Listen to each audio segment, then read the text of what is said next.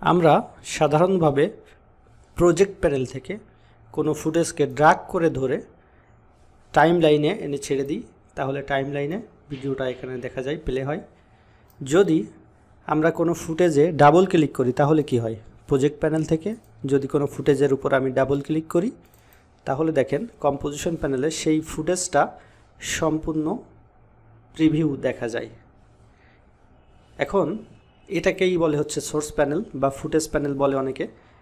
এখন এখান থেকে আপনি এই ভিডিও থেকে নির্দিষ্ট অংশ কেটে মূল কম্পোজিশনে নিয়ে যেতে পারেন।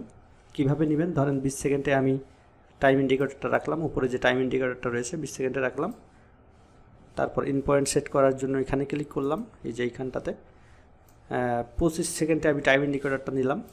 তারপর আউট পয়েন্ট সেট করার জন্য এখানে ক্লিক করলাম।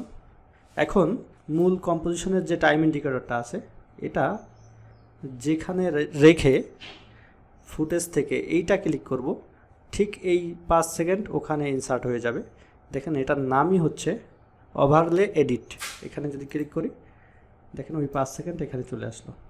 শুরুতে এই ভিডিওটা, লাস্টে ওই ভিডিওটা, ঠিক 5 সেকেন্ড এখানে চলে আসলো। কিন্তু যদি আমরা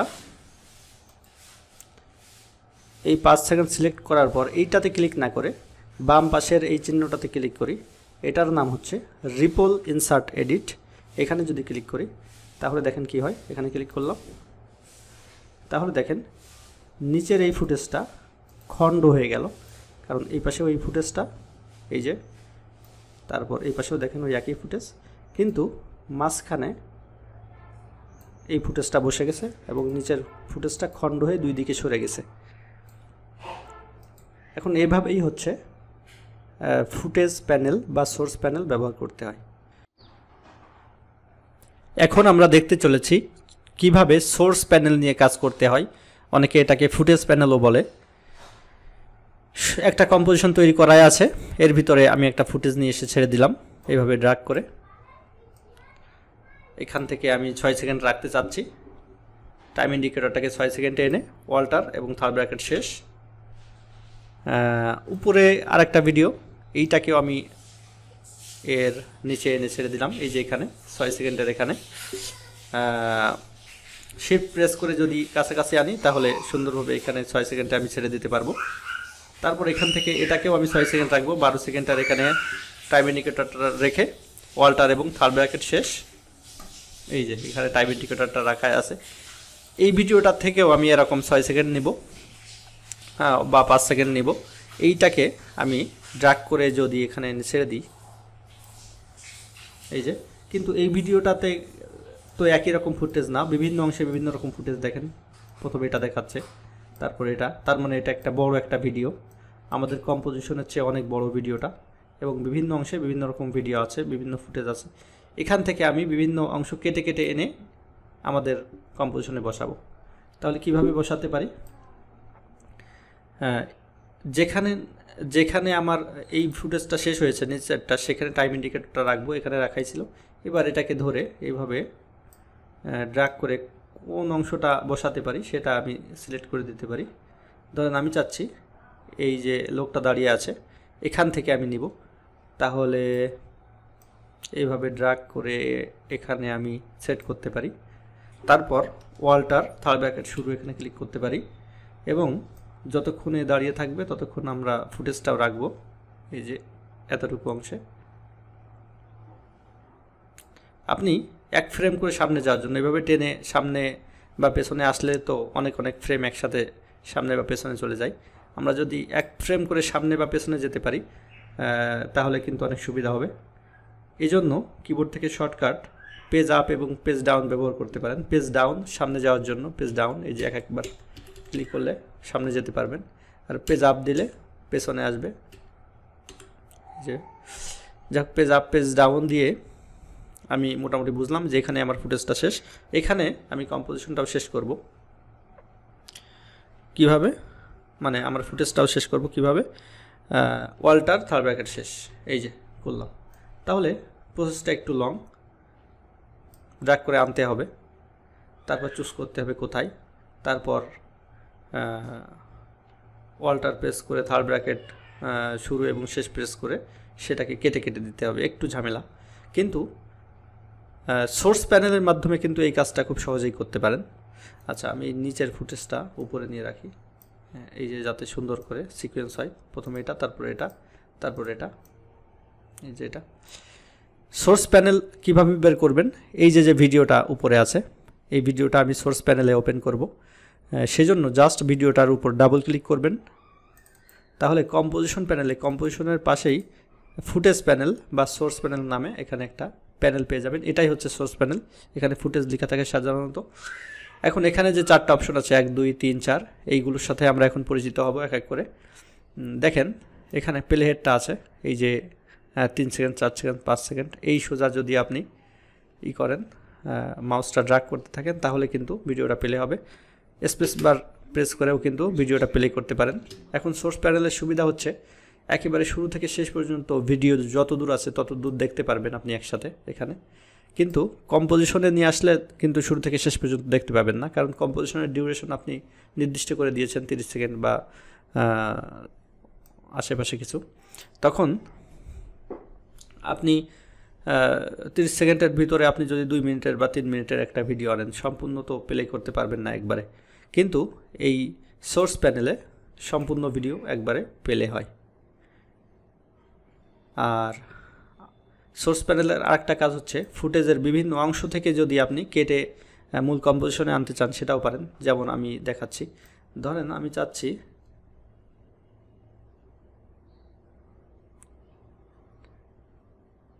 এই যে আগুন নিয়ে হাঁটা এই অংশটুকু আমি এখানে নিয়ে আসব।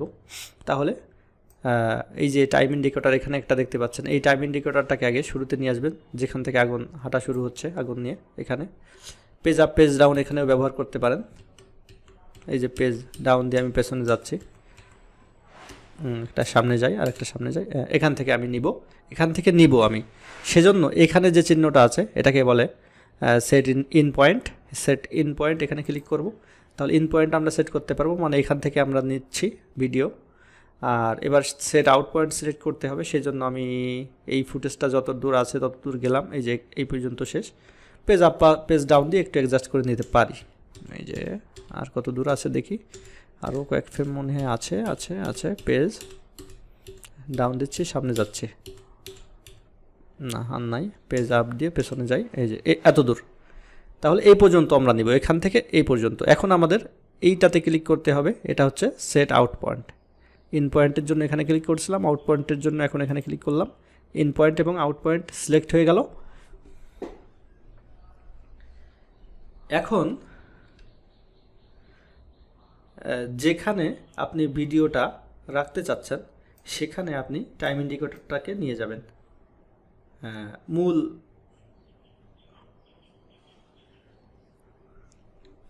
কম্পোজিশনে যেখানে রাখতে চাচ্ছি সেখানে নিয়ে গেলাম। এই যে এখানে রাখতে চাচ্ছি আমি, এই যে শিফট প্রেস করে নিয়ে আসলে এখানে আটকে যাবে সুন্দরভাবে। এখন আগে থেকে আমার এখানে নেওয়া উচিত ছিল, রাখা উচিত ছিল। তারপর in point out point set করার পর এখানে যে চিহ্নটা আছে শেষে লেখা আছে ওভারলে এডিট, এখানে যদি ক্লিক করেন তাহলে দেখেন অটোমেটিক ওইটা এখানে চলে আসলো। ঠিক আছে, তাহলে এটা তারপর এটা মূল কম্পোজিশনে অটোমেটিক এই অংশটা চলে আসলো লাভ দিয়ে। আবার দেখেন এটাকে আমি আগে, সবচেয়ে ভালো হয় যদি আগেই আপনি এইটাকে প্লেহেডটাকে বা টাইম ইন্ডিকেটরটাকে সেট করে নেন। এই যে আমি টাইম ইন্ডিকেটরটাকে আগে সেট করে নিলাম, তারপর সোর্স প্যানেলে গেলাম। আমরা চাচ্ছি এবার এই যে এখান থেকে একটা অংশ নিতে, এই যে এই অংশটুকু, এই যে এই অংশটুকু। তাহলে যেখান থেকে শুরু করব সেখানে আগে টাইম ইন্ডিকেটরটা নিব। আমরা আউট পয়েন্ট আগে সিলেক্ট করছি, যেহেতু এই পাশটাতে আমাদের করা আছে, in point out point select করা আছে আগে একবার। আমি আউট পয়েন্ট আগে সিলেক্ট করছি এবং ইন পয়েন্টটা পরে সিলেক্ট করব। এখান থেকে নিতে চাচ্ছি, ইন পয়েন্টটা সিলেক্ট করলাম, in point out point set করলাম। এখন যদি আমি এখানে ক্লিক করলি তাহলে এই ভিডিওটা কোথায় যাবে সেখানে আবার টাইম ইন্ডিকেটর এখানে আগে রাখতে হবে। এই যে টাইম ইন্ডিকেটরটা রাখলাম, আবার এখানে চলে আসলাম, আসার পর এখানে ক্লিক করব। ঠিক আছে, কিন্তু যদি একটা ফুটেজের উপরে থাকা অবস্থায়, ধরেন এই ফুটেজটা প্রথম ফুটেজটা এর উপরে থাকা অবস্থায়, শেষে না, সবগুলো শেষে না, উপরে থাকা অবস্থায় যদি আমি সোর্স প্যানেল থেকে এটা ক্লিক করি তাহলে নতুন যে ফুটেজটা সেটা এর উপরে ওভারল্যাপ হয়ে যাবে। দেখেন এখানে ক্লিক করলাম, এর সোজাসুজি উপরে এটা আসছে। এখন কি হবে, প্রথমে শুরুতে একটু এই ভিডিওটা চলবে, ঝর্ণার ভিডিওটা, লাস্টেও ঝর্ণার ভিডিওটা চলবে, মাঝখানে এটা চলবে। ঝর্ণার ভিডিওটা নিচেও আছে, উপর থেকে ওটা চলছে, যেহেতু ওটা উপরে আছে ওটা দেখা যাবে। তবে এটাকে ডিলিট করে দিচ্ছি এখান থেকে। আমরা যদি চাই এরকম যে ঝর্ণার ভিডিওটা শুরুতেও চলবে শেষেও চলবে, মাঝখানে আমরা এই অংশটুকু চালাবো, সেটাও করতে পারি। কিন্তু মাঝখানে এই অংশটুকু চালাবো, এর আগেও তো চালিয়েছিলাম, কিন্তু এবার আমাদের পার্থক্য হচ্ছে মাঝখানে এমনভাবে বুঝবে এই নিচের যে লেয়ারটা এখানে আছে এই লেয়ারটা খণ্ড হয়ে যাবে, এখান থেকে স্পিল্ড হয়ে যাবে, স্পিল্ড হয়ে দুই পাশে বিভক্ত হয়ে দুই পাশে সরে যাবে, মাঝখানে আমাদের এই ফুটেজটা বসবে। এই কাজটা যদি করতে চাই তাহলে আমাদের এখানে ক্লিক করতে হবে। এখানে ক্লিক করলে সমস্ত লেয়ার অ্যাডজাস্ট হয়ে মাঝখানে এই ফুটেজটা বসে যাবে। দেখেন এই দুই সেকেন্ড এখানে যদি ক্লিক করি, এখানে এতক্ষণ ক্লিক করছিলাম, এখন ক্লিক করছি, এখানে ক্লিক করলাম, তাহলে দেখেন এই সোজাসুজি উপরে ফুটেজটা চলে আসলো 2 সেকেন্ড, বা যতটুকু নিয়েছিলাম ততটুকু, শুরুতে ঝর্ণা শেষে ঝর্ণা, এবং নিচে কিছু নাই। আগের বার কিন্তু নিচে ওভারল্যাপ হয়েছিল, এবার আর ওভারল্যাপ হয়নি, খণ্ড হয়ে উপরে ওই লেয়ারটা ঢুকে গেছে মাঝখানে। আবার দেখাই, ধরেন এখানে এই ভিডিওটা আছে, এই যে এতটুকু ভিডিও, এর মাঝে একটা জায়গায় বা শেষের দিকে এইখানটাতে আমি চাচ্ছি যে সোর্স প্যানেল থেকে যে কোনো একটা জায়গা থেকে কিছু অংশ এনে রাখতে। এই সাইকেলের অংশটুকু ধরেন এখান থেকে ইন পয়েন্ট সিলেক্ট করলাম, তারপর আউট পয়েন্ট সিলেক্ট করলাম। এখন টাইম ইন্ডিকেটরটাকে রাখতে হবে জায়গা মতো, যেখানে আমি দিতে চাচ্ছি ওই ফুটেজটা এখানে দিতে চাচ্ছি। আমি চাচ্ছি খণ্ড হয়ে যাক, দুই পাশে খণ্ড হয়ে দুই পাশে সরে যাবে, সাইকেলের ভিডিওটা মাঝখানে বসে যাবে। ঠিক আছে, এরকম চাচ্ছি আমি। আবার সোর্স প্যানেলে চলে যাচ্ছি, এখানে ক্লিক করব। এবার ক্লিক করলাম, দেখেন সাইকেলের ভিডিওটা চলে আসছে মাঝখানে, আর এই পাশে এবং ওই পাশে হাঁটা ভিডিওটা, এখানে হাঁটা ভিডিওটা, মাঝখানে সাইকেলের ভিডিওটা। এই যে দেখেন খণ্ড হয়ে গেছে, ওভারল্যাপ হয়নি, খণ্ড হয়ে গেছে এবং দুইটা নতুন লেয়ারে বিভক্ত হয়ে গেছে। এই যে দুইটা নতুন লেয়ারে। যাই হোক, সোর্স প্যানেলের কাজগুলো আমরা দেখলাম। এডিটিংয়ের ক্ষেত্রে কিন্তু সোর্স প্যানেল খুবই গুরুত্বপূর্ণ।